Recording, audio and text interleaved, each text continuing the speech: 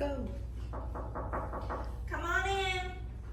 Good morning, Amy. My name's Asia. I'm going to be your nurse today. I heard you were going to get to go home today. Yes, I do. I'm so excited. That's awesome. I'm so excited for you. But I know that you just got a new diagnosis of chronic kidney disease, so I just wanted to come in and give you this packet here and then see if you knew anything about chronic kidney disease. Well, I have no ideas, but I guess I will just Google it or ask someone. So I actually came in this morning. I'm going to give you your morning medications, and then I was also hoping that I could discuss chronic kidney disease with you and give you some education and answer any questions you have. All right. So what is CKD? So CKD stands for chronic kidney disease. It's a progressive, irreversible condition characterized by reduced kidney function or kidney damage lasting more than 3 months. Do you know what kidney function is? Well, I guess kidney have with the urine, like have you pee? So yeah, it does. The kidney has a lot of functions. It helps to manage your fluid, electrolyte, and acid-base balances within the body. So that helps to regulate your blood pressure, your hormone production, and it helps to filter your blood and remove the excess waste from your body that you don't need anymore. So what happened in my body if the kidney is damaged or it doesn't work? So you can have some signs and symptoms. You can have fluid overload and fluid building back up in the body because the kidney isn't working properly and it can't get rid of that extra fluid. That can cause hypertension.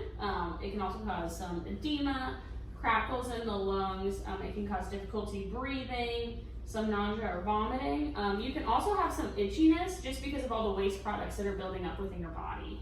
Oh, okay. Sound like a serious problem. Why do I have this disease and what is the complication about CKD? So it can be a serious problem, but we can also manage it and slow down the progression. But unfortunately, because you do have diabetes and high blood pressure, they are the top 2 leading causes for chronic kidney disease.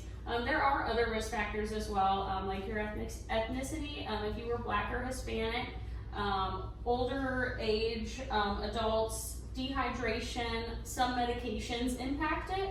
Some autoimmune diseases like lupus can also increase the risk of chronic kidney disease. And since it's a progressive disease, the further along it is, the more signs and symptoms you're going to have and the more issues it's going to cause within your body.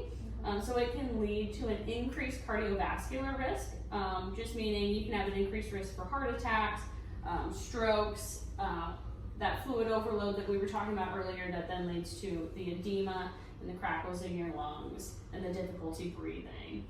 So what should I do to prevent those complications? So I'm really glad to hear that you're willing to comply with the treatment therapy. That's really going to help you out a lot. So we're going to need you to control your high blood pressure and your glucose levels, and then just making sure to follow your medication compliances. But I have a lot of medication. Can you tell me why do I need to take all of them? It's a lot. Well, of course, yeah, you do take a lot, but they're all necessary. So you have your antihypertensive medications, which that's going to help lower your blood pressure. You're going to have your diabetes medications, so the oral medication that you take as well as your insulin. That's just going to help to lower your blood sugar levels and kind of keep them more stable in more of a normal range. You'll also have your diuretics. That's going to help you get rid of that excess fluid within your body since your kidneys can't do it all on their own, and we want to kind of decrease the workload for them. Calcium carbonate and vitamin D are also medications you might take just because we want to increase the amount of calcium within your body. That's a lot of medication and information. I feel so overwhelmed right now. I can understand where you're coming from, and it is a lot of information to take in. But before you leave, I am going to have more pamphlets and stuff for you to take home with you. There will be printed out instructions and important information for you to follow and know about all the medications that you'll be taking and any pertinent information that you need to know about chronic kidney disease. But if you ever have any other questions, you can always reach out to someone at the clinic. We're always available and willing to answer any questions that you have. We're here and we want to help you navigate through this as easily as possible. And so by following that, medication therapy that we're going to talk about and changing your diet and modifying your lifestyle, you can help to slow the progression of your chronic kidney disease so that you can enjoy living life to your fullest ability. But again, just to reiterate how important it's going to be for you to monitor your blood pressure and check your glucose levels often. So do you know how to do those correctly? Yes, I've been doing it for a few years. Wonderful, I'm so glad to hear that. So for your diet, we recommend that you eat a low protein, low sodium, low potassium, and low fluid diet. Your doctor did approve you to have about 1 to 2 liters of fluid a day. So can you kind of give me some examples of foods that will be taken down kind of on how much you can have in your diet?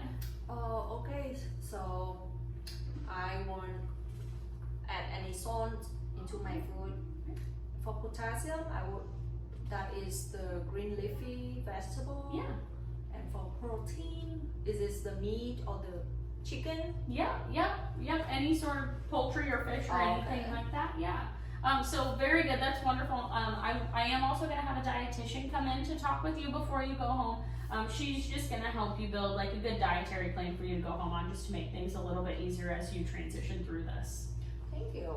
But I'm wondering what happened if my CKD does not getting better.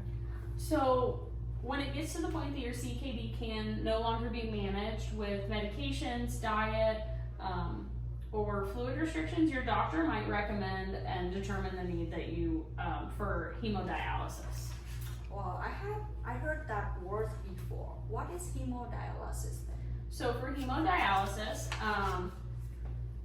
we use a machine to filter your blood. So it's going to take all of your blood out. It's going to go through this machine and it's going to remove the excess fluid and waste products that the kidneys can't do anymore. And then we're just going to put the blood right back into your body. So this will be done every other day, 3 times a week for about 3 to 4 hour sessions. And we'll do this, we'll put a permacatheter in your intrajugular vein. Where? Right here on your chest. And so that is just going to make it easier access for dialysis so that we don't have to have as many needle sticks every time that you come in. There is also another type that you can get, it's called a fistula. Those are in your arms. Really the main important thing I want to point out with those is just don't take your blood pressure on that arm if you have a fistula. All right, I will remember it. That's good. I hate needle, I don't want it. So, but is there any complication or any like uncomfortable feeling during the dialysis? So the permacath can cause some blood clotting or infection, so we will want to keep an eye on that. But after dialysis, you may feel some lightheadedness or dizziness. You might have a low blood pressure, a headache, some nausea or vomiting, some muscle cramping, or some bleeding at the access site. So while you're at dialysis, or if you're at home, you're going to want to make sure that you notify either us at the clinic or call your doctor and notify them, just so that you can come in and be seen about that. But while you're in there, we'll also make sure to monitor you throughout, just for your safety and your comfort level. We'll also assess your vital signs and your weight before and after dialysis. We'll also do some labs on you, just to kind of see where your electrolytes are sitting. Okay, so what should I do or know before or during or even like after dialysis? So there are certain medications that you may need to hold before dialysis, just because when you go to dialysis, it's just going to flush everything out. While you're actively on dialysis, we will want you to increase the protein in your diet. You can also potentially take a vitamin B complex just to help you with electrolyte replacement, but you're going to want to talk to your doctor about that before you begin that. I'm so scared, nurse. I'm too young. I understand that you feel anxious and scared about hemodialysis, but we'll be here and we'll help you get through it and navigate through and answer any questions that you have to make it easier for you. Can I still do the activity, walking my dog, or enjoy my life? I feel so sick right now. So as you begin managing this, you will still feel sick, but you will begin to feel better. We do recommend that you do get exercise. about 30 minutes a day, 3 to 4 days a week, or as much as you can tolerate. I would start slowly, and then as your tolerance increases, kind of increase what you're doing and the duration of you doing it. Make sure that you're getting the rest, especially on your dialysis days. They're going to be really long and exhausting. But the most important things to remember is just changing your lifestyle, following your medication regimens. You should quit smoking. We recommend that you don't drink any alcohol.